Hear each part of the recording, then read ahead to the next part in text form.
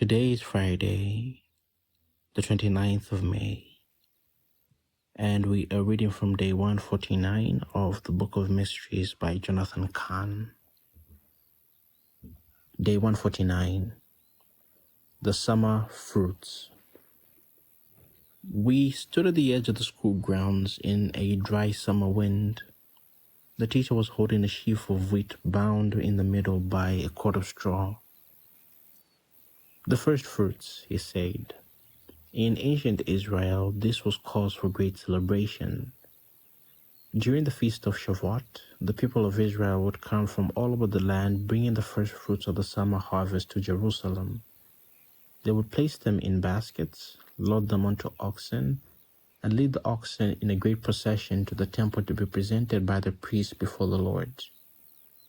The presentation of the first fruits would stand for all the rest of the harvest yet to be reaped. By dedicating the first fruits to God, the rest of the harvest fruits were deemed holy. He paused to look at the sheaf, then continued. 2,000 years ago, God's Spirit was poured out on 120 disciples in Jerusalem on the day of Pentecost. Some would consider it the birth of the church. And what is Pentecost? The Greek name for the feast of Shavuot. Yes. And Shavuot is the day when the first fruits of the summer harvest are presented to the Lord. So who were the 120 on which the Spirit fell that day? The first fruits, I said. The first fruits. The first fruits of the summer harvest. Yes.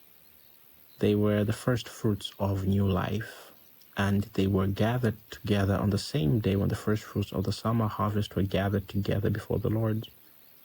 It was now God presenting His first fruits to the world, the first fruits of the age, and in the city of Jerusalem, where the first fruits must be presented and consecrated as holy.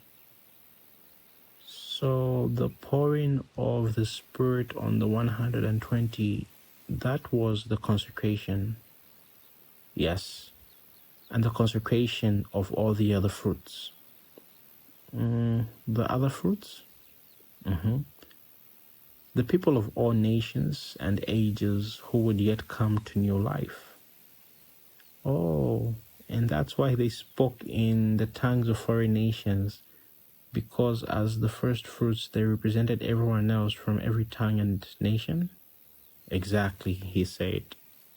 A sign that all who come after them would likewise be consecrated as holy to God, and would be given the same anointing and the same power, just as it was given to the first fruits, the first believers, that we could live in the power of the Spirit and overcome the world.